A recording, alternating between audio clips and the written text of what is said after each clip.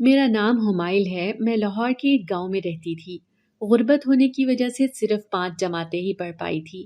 میں اور امی ایک چھوٹے سے مٹی کے بنے ہوئے گھر میں رہتے تھے۔ والد کا انتقال ہو گیا تھا۔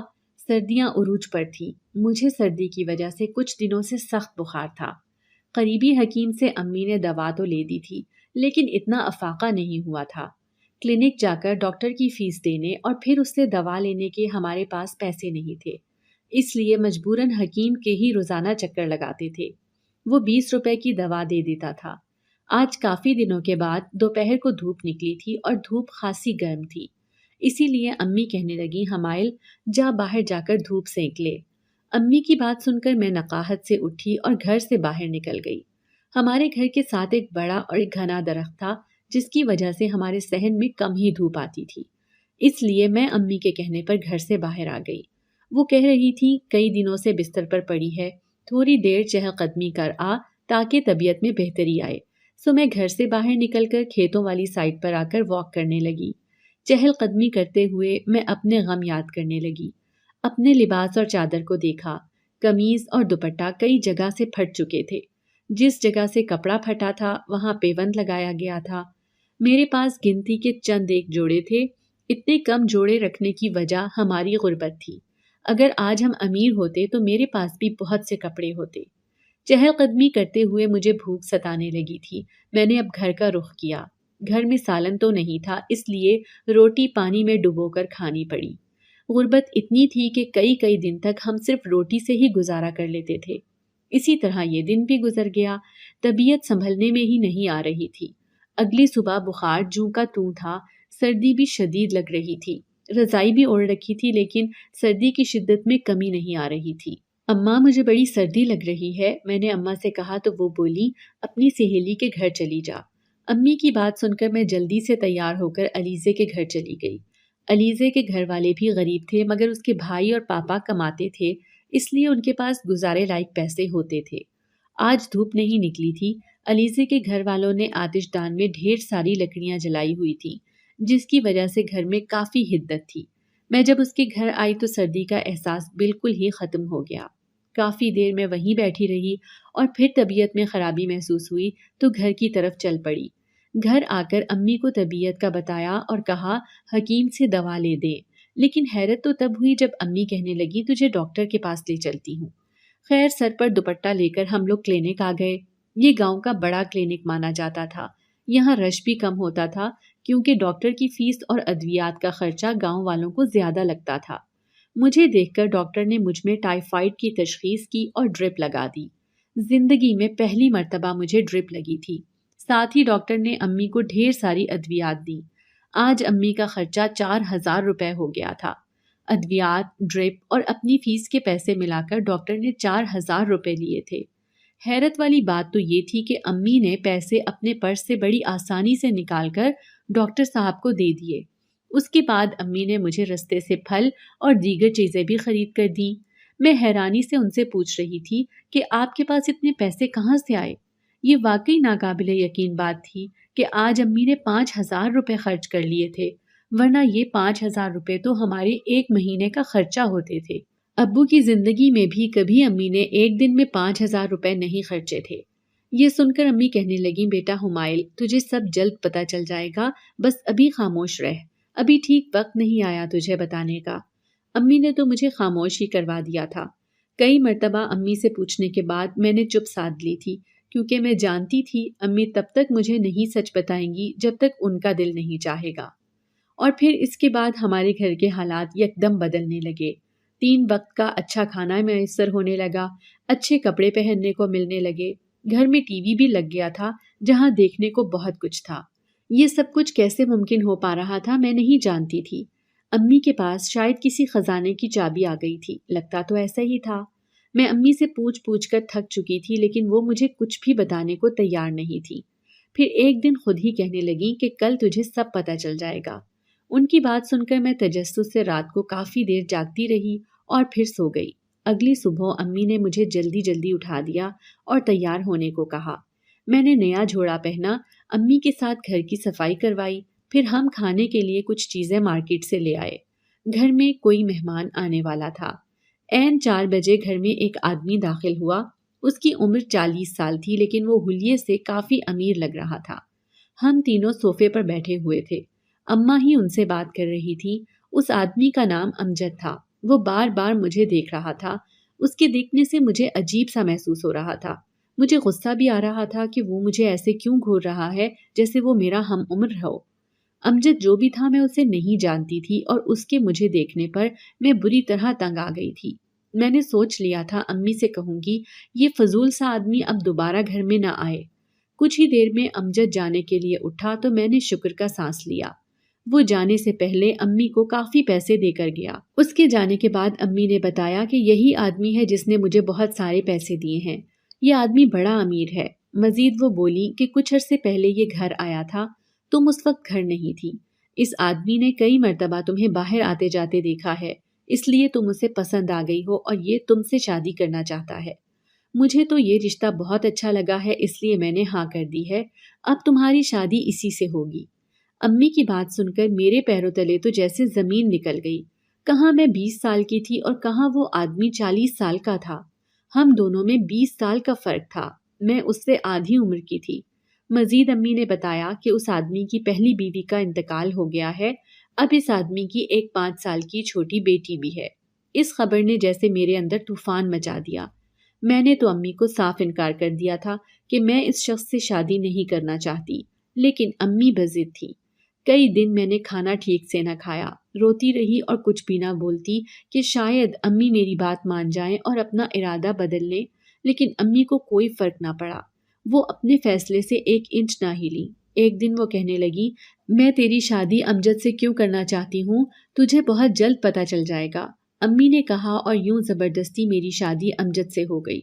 امجد گاؤں کی ایک بڑی سی حویلی میں رہتا تھا۔ مجھے امی پر شدید غصہ تھا کہ پتہ نہیں انہوں نے مجھ سے کون سا بدلہ لیا۔ امجد کی 5 سالہ بیٹی علینا بہت پیاری تھی۔ وہ مجھے اپنی امی کہتی تھی۔ امجد بھی ٹھیک انسان تھا۔ اس کے گھر میں نوکر چاکر بھی تھے۔ کافی امیر تھا، لیکن مجھے اس بات کا بہت صدمہ تھا کہ ہم دونوں کی عمر میں خاصا فرق ہے۔ جب باہر کے لوگ ہم دونوں کو ایک ساتھ دیکھتے اور انہیں پتہ چلتا کہ ہم میاں بیوی ہیں تو وہ بہت مذاق اڑاتے۔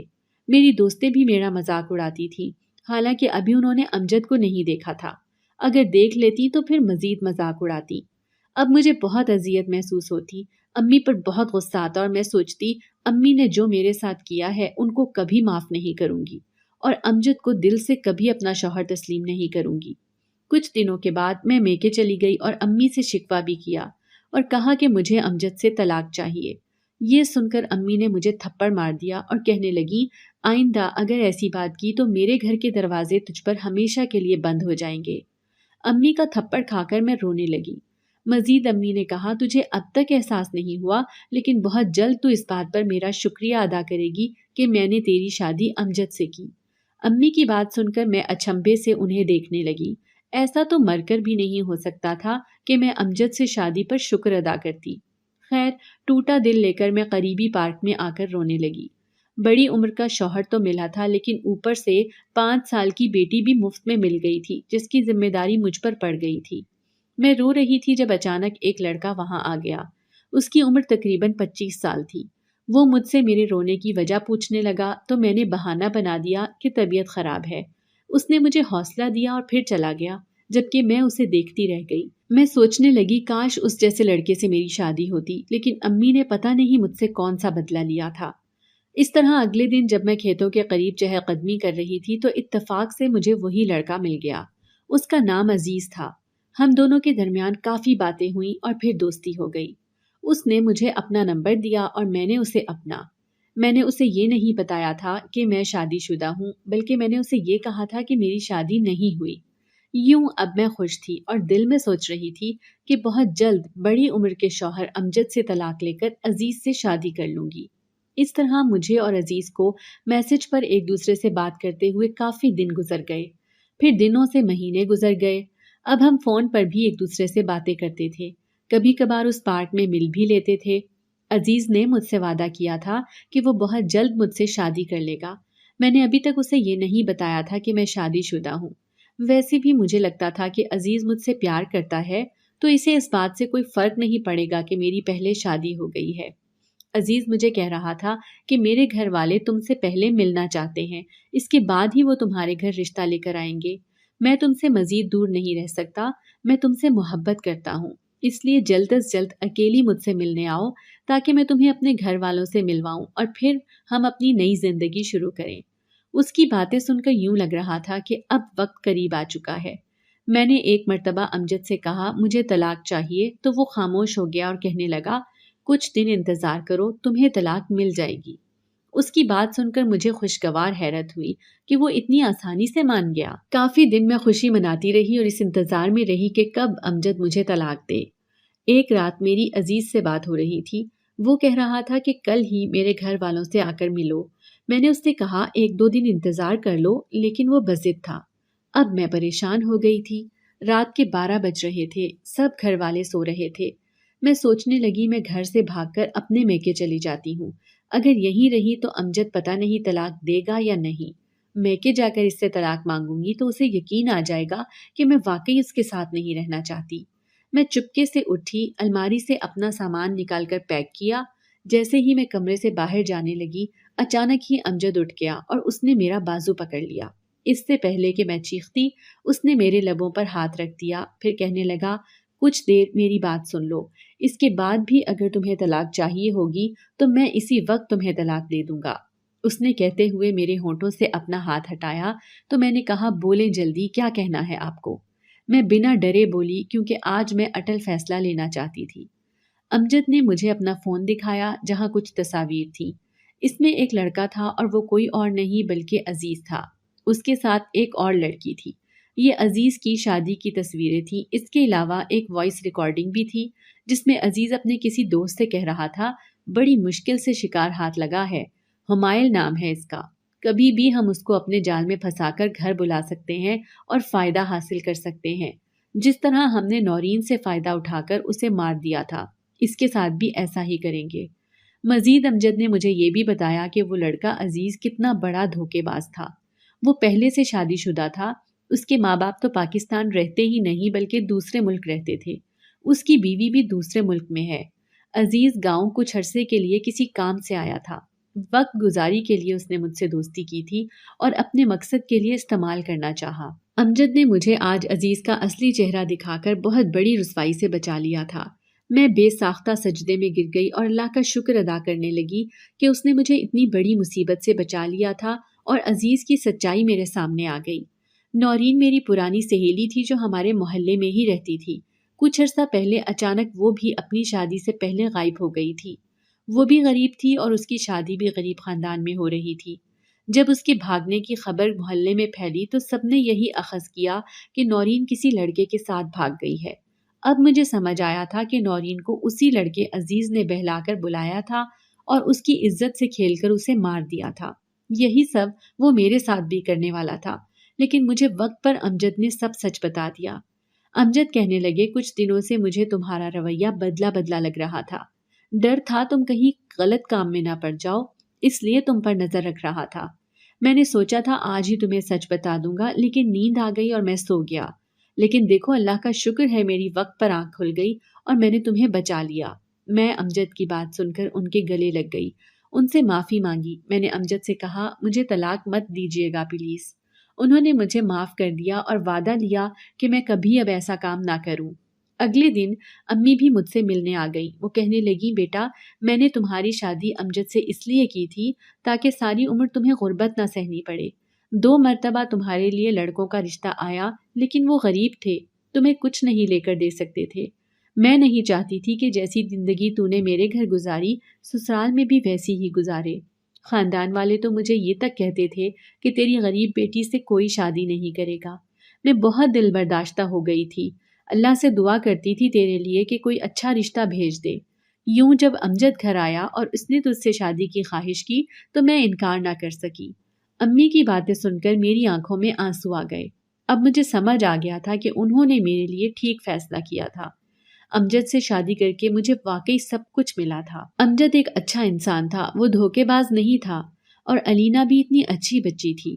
اللہ نے مجھے واقعی بہت اچھی زندگی دی تھی جس کی میں نے پہلے قدر نہیں کی تھی۔ میں نے اللہ سے بھی معافی مانگی اور امجد سے بھی، اور امی کا شکریہ ادا کیا۔ اس کے بعد میں امجد کے ساتھ خوش رہنے لگی۔